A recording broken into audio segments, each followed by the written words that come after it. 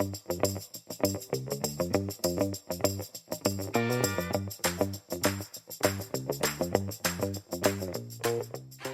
listeners, and welcome to Debra and Peter are doing a podcast just as we swerve into the Easter holidays, which I, for one, am very, very much looking forward to. Anyway, it's me, Deborah Walcott-Tyler, and him, Peter Wanless. Your twosome for... I was going to try and think of a funny, witty phrase then, and I forgot halfway through my sentence, Peter. Anyway, how are you? Yeah, I'm good, thank you. Funnily enough, I was just saying to our producer, Jose, before we were coming on that someone wanted to have a quick meeting with me, and I suggested, how about Friday morning before the cricket?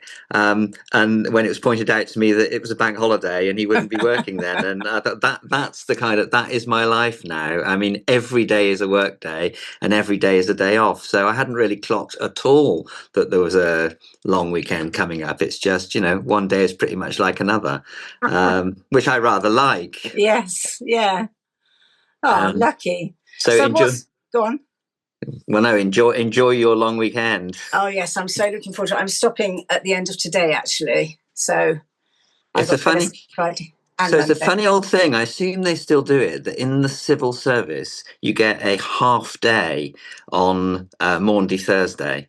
In addition to all the bank holidays, it's one of the great privileges of the Central Civil Service, which I imagine still exists because it would be difficult to take it away. But yeah, you finish at lunchtime on the Thursday before Easter. Which was always, we always used to go out for sort of a long lunch, and then go and watch a film, and then you had this kind of long weekend. There we are. So the government was ahead of its time in trying to think about work-life balance then, Peter. Maybe. I'm sure it's more likely to be taken away than extended. Yeah, I've been thinking about government and its attitudes to charities. So it is very striking, is it not? And you drew this to my attention, that yesterday the government summoned business leaders for an urgent problem-solving summit about what are we going to do about the impact of the oil price shocks, which is a really important and useful thing to do, because clearly there are massive implications for business and there are massive contributions that business can make to these unprecedented, challenging circumstances. But all of that is absolutely true of civil society as well.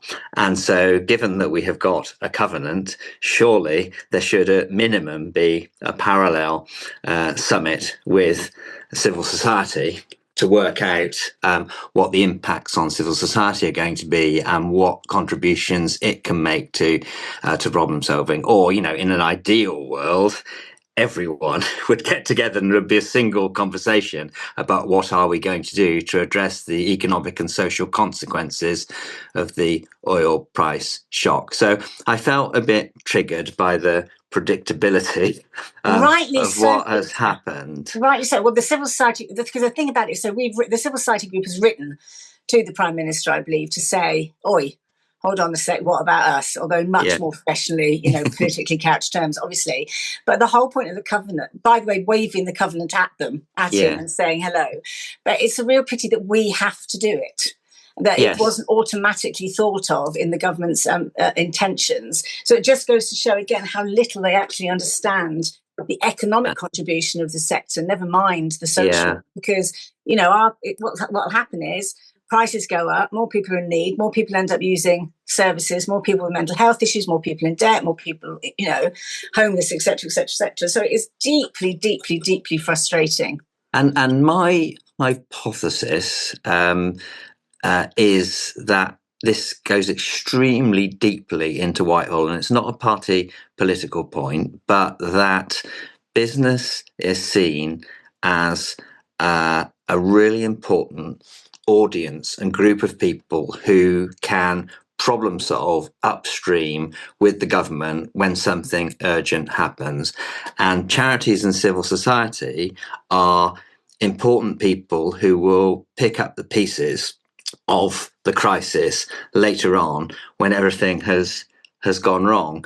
And I experienced quite often as a civil society leader going to meet ministers, going to meet civil servants, and them assuming that all I wanted from the meeting was money. Yeah. Because what we were seeking to do was pick up the pieces as service deliverers to the most vulnerable in society. And there's always more that could be done. And exactly as you've already indicated, as the prices go up and the problems get bigger and more households find themselves in deeper levels of debt and all the rest of it, there is going to be an urgent and immediate need to rescue many more people. But if you default to imagining or believing that that is all civil society can contribute, it's not surprising that they aren't invited to the problem solving kind of constructive, what are we going to do about the challenges that we face, because the civil servants are assuming that charities are downstream picking up the pieces, and these business people are more kind of constructive and enterprising. I've forgotten what the B point was now anyway, but this happened in COVID, didn't it? So the furlough scheme, no questions asked, no strings attached, lots and lots of money to keep these imaginative businesses going at whatever it was they were doing. Civil society, not completely forgotten, but a couple of weeks later, a scheme with a cash limited amount of money and huge conditionality associated to it to be dispensed to the kind people who can rescue a limited number of people that we can afford to rescue. And so the where this triggers me is my kind of firm belief that there are some really powerful and important ways in which civil society can contribute to these problem solving, system design questions. And one of the obvious ones, which we saw quite quickly, well, two that we saw quite quickly in COVID were, well, we had to make the case that childline counsellors and people on the NSPCC helpline for adults who have a worry, concern about a child are key workers and essential for people who find themselves in an emergency situation. And the whole kind of default is to the blue light emergency services. Yeah. But there are other things like transport between hospices and hospitals, and services for disabled, and getting food to vulnerable people in rural communities and this sort of thing, that if you're thinking in a holistic way about how we're going to keep the show on the road and prevent more and more and more people falling into desperate destitution, then there's a perspective which civil society can bring to that. And secondly, the kind of insight and knowledge and understanding of in a kind of early warning system way of where are the pinch points, where are we already seeing problems and concerns. I think that deep down, Whitehall does understand that there is no kind of spreadsheet or map of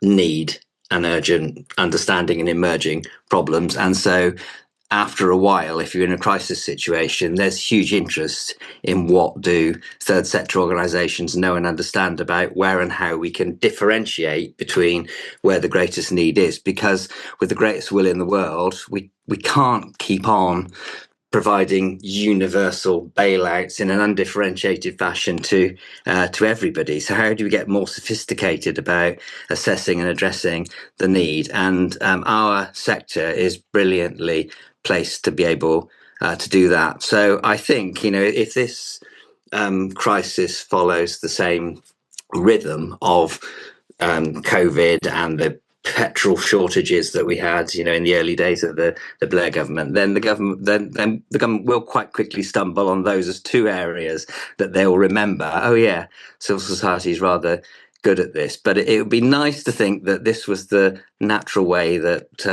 that people thought, and we could be involved in the conversations in a more integrated fashion. Although I don't think they will remember. People don't remember. What we have to remember is that government memory is very, very short. And actually, even if you've got civil servants there who have got that sort of corporate memory, for want of a better word. Very often you've got ministers who don't want to talk about the past or what we did in the past, but actually focus on doing new things. I mean, maybe I'm sounding a bit cynical. I don't mean to, but I do think there's an element of, a new government not really wanting to listen to what, was learned from previous ones. But I thought you did a post on this, Peter, today. I thought you made some absolutely outstandingly good points, exactly as you've been saying about, the knowledge that the sector has of where real need is, as opposed to, well, it's all real need, but do you know what I mean? Where it's going to have, where the areas are, where it's going to have quicker and more effect, any sort of support going in. You talked about price spikes, fuel poverty, supply disruptions, those sorts of things, where charities, and all so this isn't just major charities, this is where local charities really, really do come into their own, because they know their own communities, they know their own areas. So I thought you had a really, really excellent point about that. But even more than just about that, it's this notion that charities are a nice to have, that it's a good, wonderful thing that we have in our society, that there are people who set up charities and run them, without understanding that you literally cannot run the country without the support of charities in one way or another. And it's just, I don't know, 40 odd years in the sector, Peter, and we still are having to say, what about us? What about us? Yes, what about us? I know. And it's exhausting. And so, I never give up hope. You know what I'm like? I hope, and persistence overcomes resistance. But there does, and I was so full of hope last year, with the confidence. Still full of skepticism with a capital, with an SK as opposed to an SC, So still, a little bit skeptical about it, but still, this is a great start. I can really see things changing, and still, we're having to write to them and say, hello, hello, hello. And it's because at the highest echelons of government, and what, this is going to sound awful, so my apologies to anybody I offend by saying this, but I also get the feeling is that, we've written, they'll write back, and we'll be fobbed off with a junior minister in DCMS to meet with and talk about, rather than talking with the real decision makers who are meeting businesses such as Treasury officials, number 10 officials, and so on. I mean, maybe I'm being unfair. Maybe they'll come back and say, yes, please come on in, come to number 10, come to the, come meet the Chancellor, but I very much doubt it. And the prize really is to be in the conversation alongside the business folk, not in parallel. And and a good number of our colleagues will have been at Anthropy last week, and that looks like it was a really kind of inspiring and engaging set of conversations for a lot of people who were there, who will have come back feeling energized about civil society and business talking to one another. Okay, it was in a bubble. Okay, for some people in the north, it was a long way away. In the southwest, actually, it was quite convenient if you live in Somerset. Not that I was there, but that kind of spirit of co-production and developing things together is, I guess, what I am hankering for, and what I feel is missing. Jane Ives did comment on my post quite quickly, and she observed that a lot of their members, they may or may not be feeling anxious and under pressure about all these things, but frankly, they're completely overwhelmed already with all the problems that they're facing. So, I'm paraphrasing her a bit, really, but they haven't got time to say how difficult everything is and to attend kind of round table conversations to pontificate about this stuff. And I do understand that. And also, part of my positioning of this is that if the government thinks that all civil society is going to do is articulate that not only are we under massive financial pressure, but we're now under 5-10 times more financial pressure, that just looks like you're kind of amplifying the problem. And yes, we know it's very difficult. My kind of argument is that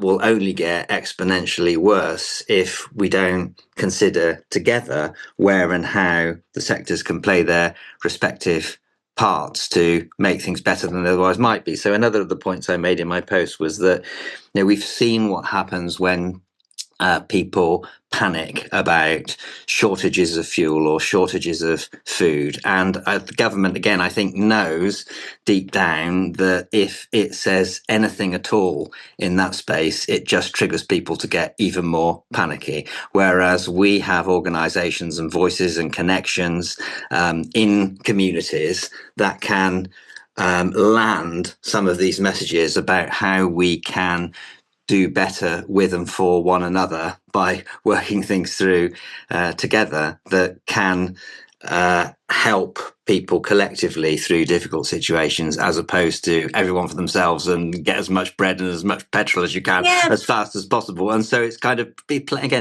playing our respective roles. And there are things which in the messaging civil society is really well placed to do, and that's not just about money. I know it can't be done on fresh air, but there's a contribution which, if it's kind of understood and respected, can make things less troublesome than they otherwise might be.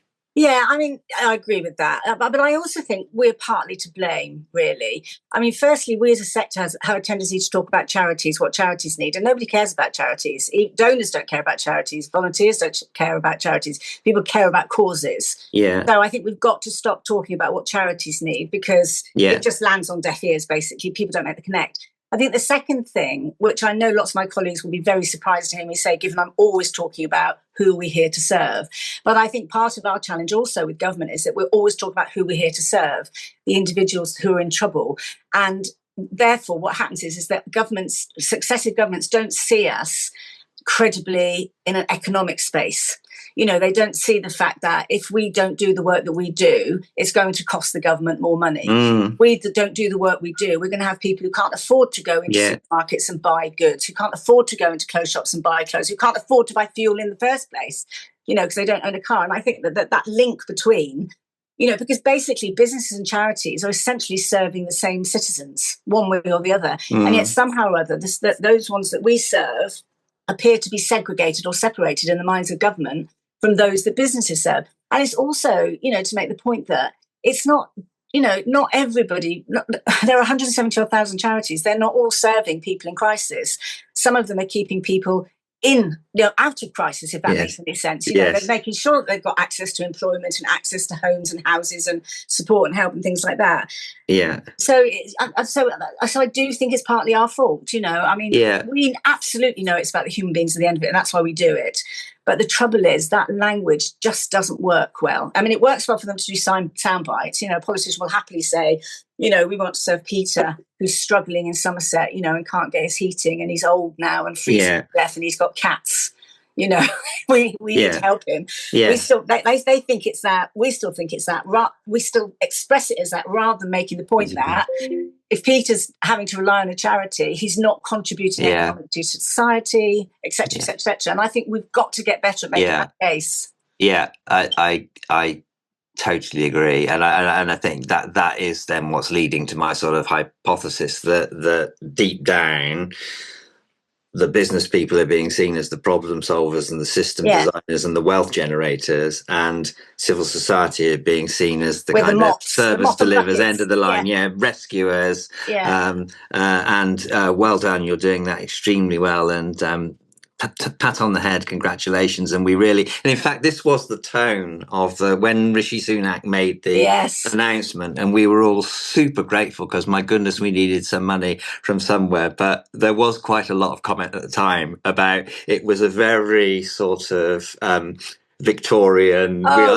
We are dispensing some of our precious wealth to you wonderful people with big hearts who, against all the odds, and we recognise you're doing it in a terribly kind of inefficient and pathetic sort of way, but thank you, because we couldn't do it. You know? I know, it's so freaking patronising.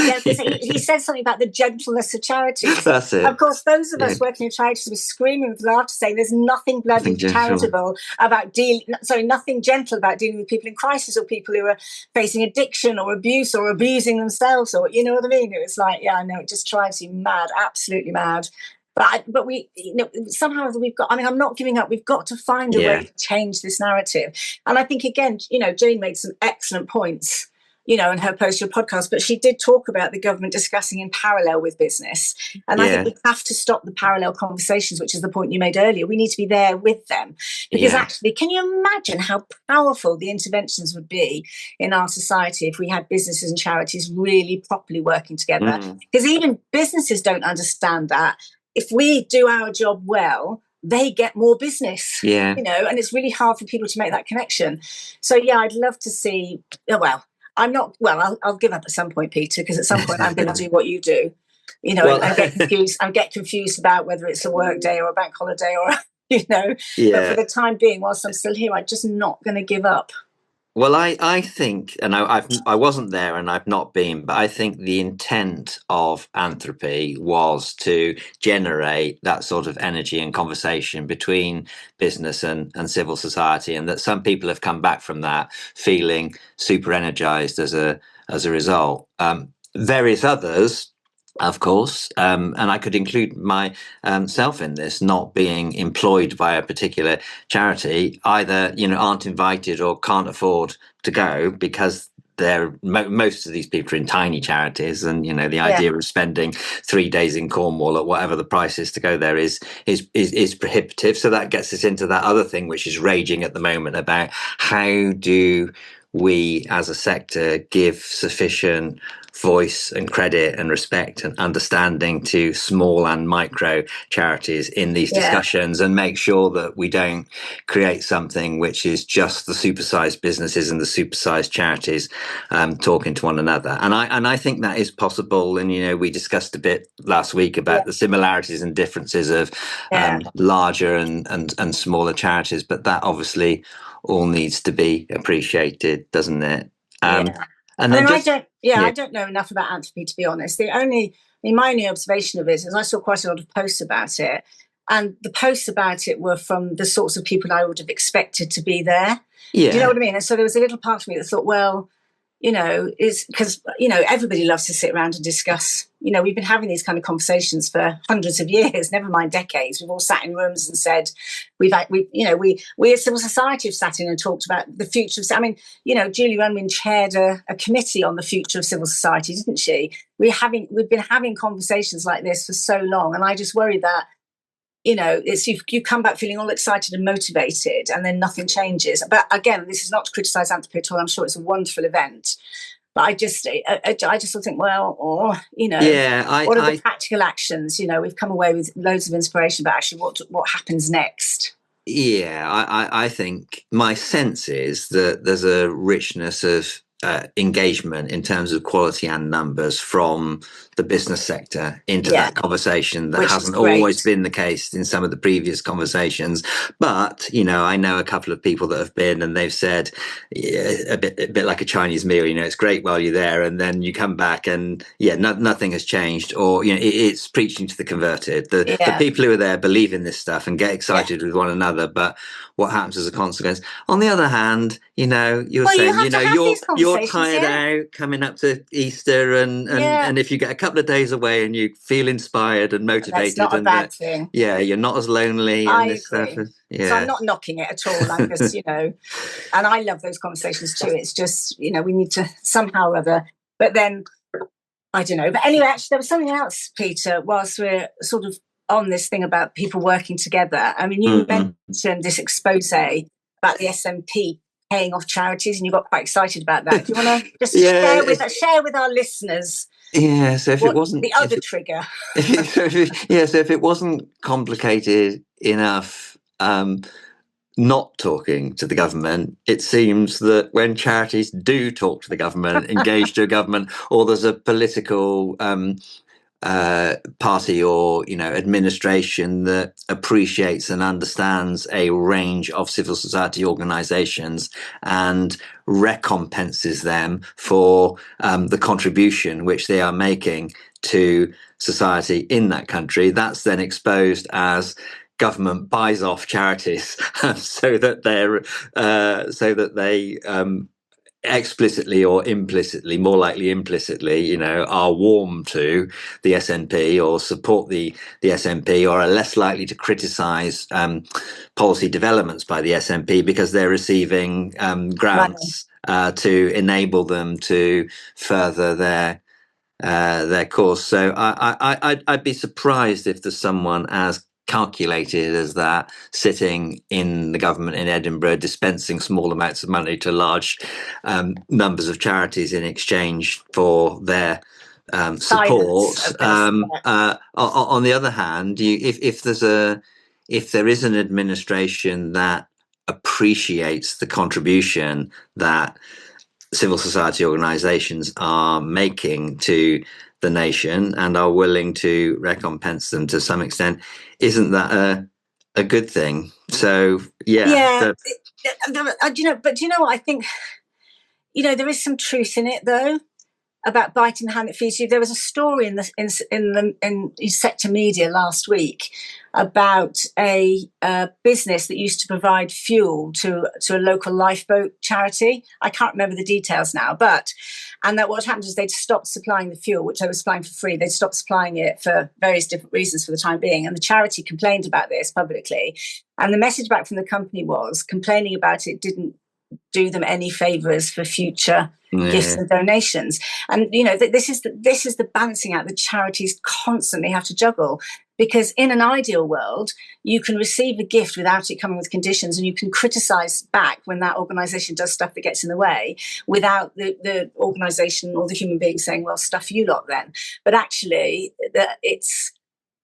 the trouble is that is what happens. And because it only takes one or two times for it to be spoken about, and I bet you any money anybody who read that piece last week about what that company said have now gone and thought, shit, we really daren't say anything critical of the government or the local authority or whatever it is in terms of the money they're giving us. So it's a genuine challenge, and although we want charities to be brave and bold and outspoken, it's impossible in many scenarios to do. That's why one of the roles of infrastructure is so critical, because infrastructure can speak out about broad issues on behalf of charities without exposing the charity itself to sort of punishment, as it were.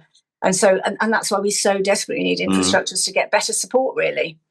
It's, very, very, very challenging, very hard to get right. Although, of course, the interesting thing is because the only thing really that any charity could do lawfully is just not criticise. They couldn't promote or support. They could say this policy looks workable, but they can't actually come out in any kind of obvious way and say support the SNP or the SNP are awesome or whatever. Yeah. So I think that's worth remembering too, is that the worst a charity could do is just not criticise when something deserves criticism. And there's something about style and approach to advocacy and influence as well, isn't there? So whether or not I led a charity that was taking money from the Scottish National Party, and they were the government in Scotland, I probably wouldn't shout really loudly about how hopeless they were at X and Y, because in achieving the influence of policy that I wanted to have, it's probably going to be counterproductive. So whereas to other campaigners, they will, and we've had versions of this conversation before, they would feel that my style is probably pulling its punches a bit. Why aren't you, if this is a disgrace, you should say it's a disgrace, and you'll raise more money and you'll achieve more change by confronting people with the horror of what's going on. And of course, there isn't a right or wrong here. There's a spectrum, and we have to be kind of authentic to our particular style. And different charities and different causes need different sorts of leaders at different times. But I would. I think that the money it can be a factor, especially in local situations. But I've said this before. I never felt constrained at the NSPCC to say absolutely what we thought, whatever the law happened to say about what you could or couldn't campaign for. Can I just ask a question though? Because so it's said about the SNP spraying charities, but surely it's the government The government, Scottish government, yeah, the Scottish government. That's right. Who happen to be SNP. I was just say, I'm pretty sure the political party probably isn't allowed to do that. Correct. Yeah. No, it's the government, and it's because we're coming up to the Scottish administration elections that those two are being, probably deliberately confused. Yeah.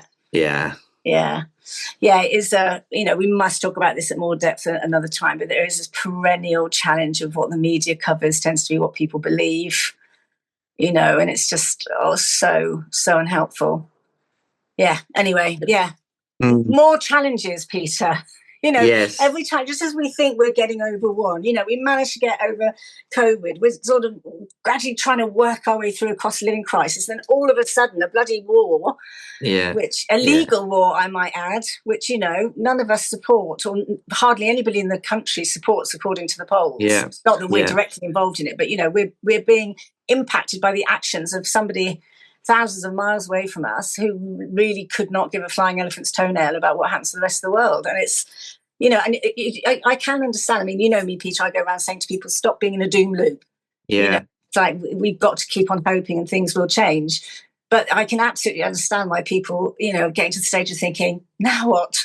And why people are thinking, I just can't do this anymore. And so people talk about burnout in the sector. I don't think burnout in the sector is really about the amount of work we've got to do or the amount of worry we've got. I just think it's the gap between, how much we know is needed and how much we're resourced to deliver. And I think people are just knackered because of that and sort of giving up hope, I will just sort of say just before we finish, because I know we're running out of time, there's lots of charities facing closure at the moment. I've been talking to lots of chief executives in this position. I think there's about 181 charities in the last year or something who have had to close, been forced to close because of circumstances. One of the things I have to say to them is it's not your fault. No. It's not because you're doing a shit job. It's not because you're crap at it. It's not because your fundraising is useless. It's because it's a really, really, really tough environment and absolutely everybody is feeling the pinch. So what you mustn't do is take it personally if you suddenly get to that point where your trustees start having conversations about whether this charity is the right one to whether it's the right thing to keep the charity going, whether it's time to call it a day. But I know that civil society leaders feel they have the additional stress of not just people losing their jobs and that sort of thing, but also what happens to the people we serve. Are they going to be looked after afterwards? So anybody listening out there who's feeling like you failed because you're facing crisis, you have not failed and you are not failing. It's one of the most brutal environments I've experienced in 40 years, to be fair. And we've had some tough ones, Peter, I think. Yeah, and 100% concentrate on the impact and the difference that you can make to your cause. And if the tough reality is that by stumbling on with insufficient resource and making yourself and other people ill as a consequence, you think you're doing good for people, you're not. That is a net negative. Absolutely. So get to a position where you can at least, stabilize things and look fondly and proudly back at what you've achieved to get to this point and how much things are better than they otherwise might have been. And that's the perfect point to end on. We'll stop there. Yeah. And the cricket season starts on Friday. Come on, Somerset. This is our year. Especially your women's team, Peter. I'm very much looking forward to seeing how they progress this season. We've got an Australian coach and we're good to go. They've got a couple of weeks before they get started, but the men are in action from Friday against the reigning county champions Nottinghamshire. So looking forward to that. Anyway, brilliant. It's not a cricket podcast. Is it not? Okay. Great. Lovely stuff. Yeah. Bye, Happy listeners. Easter. Yeah. Enjoy the break. Yeah. Bye. Bye.